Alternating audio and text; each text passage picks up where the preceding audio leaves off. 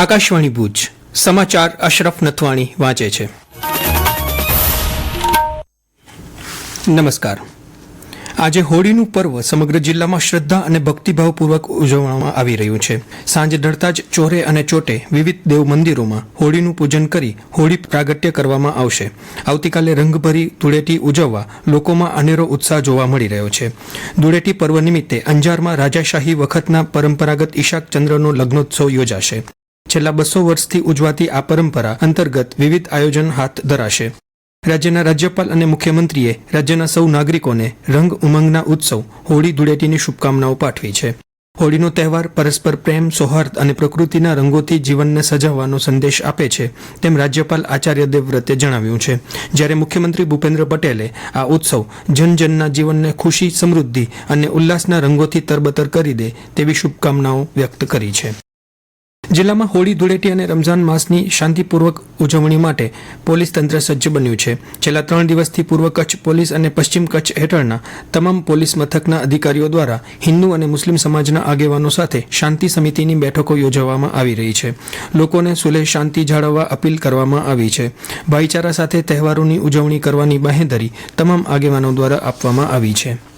ગુજરાત માધ્યમિક અને ઉચ્ચતર માધ્યમિક શિક્ષણ બોર્ડ દ્વારા ધોરણ 10 અને ધોરણ 12 બોર્ડની પરીક્ષા મંગળવારે પૂરી થયા બાદ કચ્છમાં 7 કેન્દ્રો ઉપર 700 જેટલા શિક્ષકો પેપર ચકાસણીની કામગીરી કરી રહ્યા છે.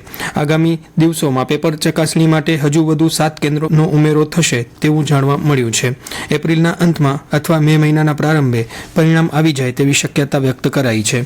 ઉલ્લેખનીય છે કે કચ્છમાં ધોરણ 10ના 26,063 વિદ્યાર્થીઓ, જ્યારે ધોરણ 12 વિજ્ઞાન પ્રવાહના 1402 અને સામાન્ય પ્રવાહના 13,460 વિદ્યાર્થીઓ મળીને આ વર્ષે કુલ 41,022 પરીક્ષાર્થીઓ નોંધાયા હતા. ગાંધીધામ મહાનગરપાલિકા આઉટસોર્સિંગથી 200થી વધુ નોન ટેકનિકલ કર્મચારીઓની ભરતી કરશે.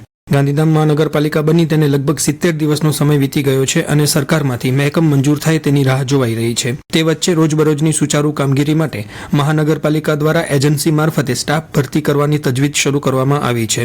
ટેન્ડર પ્રક્રિયાથી એજન્સી નક્કી કરીને તેની હેઠળ કમ્પ્યુટર ઓપરેટર, ડ્રાઈવર, પટાવાળા, વાલ્વમેન સહિતના કર્મચારીઓને કરાર આધારિત નિમણૂક આપવામાં આવશે. આ ઉપરાંત આગામી સમયમાં સર્વેયર, આર્કિટેક્ટ, એન્જિનિયર, સુપરવાઇઝર સહિત લગભગ 50થી વધુ ટેકનિકલ કર્મચારીઓની પણ ભરતી કરવામાં આવે તેવી શક્યતા છે. ઉલ્લેખનીય છે કે મહાનગરપાલિકા દ્વારા 1,000થી વધુ મહેકમની ભરતી માટે પણ સરકારમાં દરખાસ્ત કરવામાં આવી છે. જિલ્લામાં ગરમીનો પ્રકોપ યથાવત રહ્યો છે. મહત્તમ તાપમાનમાં સામાન્ય ઘટાડો નોંધાયો હોવા છતાં ગરમ પવનને કારણે લૂની સ્થિતિ સર્જાઈ છે. ભુજમાં ગઈકાલના 42.4 ડિગ્રીના વિક્રમી તાપમાન બાદ આજે 38.6 ડિગ્રી નોંધાયું છે. કંડલામાં સૌથી વધુ 40.5 ડિગ્રી, જ્યારે નલિયામાં તાપમાન 36 ડિગ્રી સુધી પહોંચ્યું. રાત્રે પણ ઉકળાટભર્યો વાતાવરણ અનુભવાઈ રહ્યો છે. હવામાન વિભાગે આગામી 2 દિવસ માટે ઓરેન્જ એલર્ટ જાહેર કર્યો છે અને મહત્તમ તાપમાન 40થી 42 ડિગ્રી વચ્ચે રહેવાની આગાહી કરી છે. કચ્છ સહિત રાજ્યના 4 જિલ્લા માટે વોર્મ નાઇટની ચેતવણી પણ યથાવત રાખવામાં આવી છે. હોળી અને ધૂળેટીના તહેવારો દરમિયાન સરળતાથી વાહન વ્યવહારની સુવિધા મળી રહે તે માટે ગુજરાત એસટી નિગમ દ્વારા વિશેષ આયોજન હાથ ધરાયું છે. જે અંતર્ગત કચ્છ એસટી વિભાગ દ્વારા કુલ 140 ટ્રીપો દોડાવવામાં આવી રહી છે. રાજ્યના પંચમહાલ, દાહોદ, ઝાલોદ, ગોધરા, સંતરામપુર, છોટા ઉદેપુર સહિતના જિલ્લાના નાગરિકો કચ્છમાં નોકરી, વ્યવસાય કે મજૂરી માટે રહે છે. જેથી લોકો પોતાના પરિવાર સાથે અને પોતાના વતનમાં તહેવાર ઉજવી શકે તે માટે ભુજ, માંડવી, અંજાર, રાપર, ભચાઉ, નખત્રાણા તેમજ મુન્દ્રા સહિતના ડેપોમાંથી વિવિધ સ્થળોએ જવા માટે વધારાની 70 બસોનું સંચાલન કરવામાં આવી રહ્યું છે. મફત અને ફરજિયાત શિક્ષણનો અધિકાર અધિનિયમ 2009 હેઠળ બાળકોને ખાનગી શાળામાં નિઃશુલ્ક પ્રવેશ માટે ચાલી રહેલી પ્રક્રિયા હેઠળ કચ્છમાં 359 ખાનગી શાળાઓની 25% બેઠકો માટે અત્યાર સુધી 4,198 અરજીઓ આવી છે અને હજુ 16મી માર્ચ સુધી ઓનલાઈન ફોર્મ ભરવાની મુદત વધારાઈ છે. જિલ્લા પ્રાથમિક શિક્ષણ અધિકારી ભૂપેન્દ્રસિંહ વાઘેલાએ જણાવ્યું કે અરજી કરવાની છેલ્લી તારીખ 12મી માર્ચ સુધી જ હતી, પરંતુ કેટલાક વાલીઓ ટેકનિકલ કારણોસર ઓનલાઈન ફોર્મ ભરી નથી શક્યા, જેને ધ્યાને લઈ સરકાર દ્વારા 16મી માર્ચ સુધી મુદત વધારાઈ છે. કચ્છમાં કોટી વૃક્ષ અભિયાનના પ્રણેતા LD શાહનું ગઈકાલે માંડવી તાલુકાના બિદડા ખાતે અવસાન થયું. તેમની વય 92 વર્ષની હતી. કચ્છમાં વૃક્ષ ઉછેર, પાણી સંગ્રહ સહિતના માનવતાના અનેક કાર્યો તેમણે કર્યા હતા.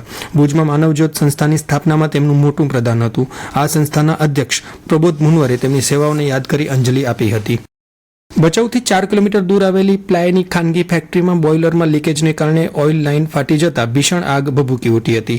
ઘટનાની જાણ થતાં જ ભચાઉ નગરપાલિકાની ફાયર ટીમ તાત્કાલિક ઘટના સ્થળે પહોંચી ગઈ હતી અને 3 કલાકની ભારે જહેમત થયા બાદ આગ પર સંપૂર્ણ કાબુ મેળવ્યો હતો. આ સાથે સમાચાર બુલેટિન પૂરું થયું. નમસ્કાર.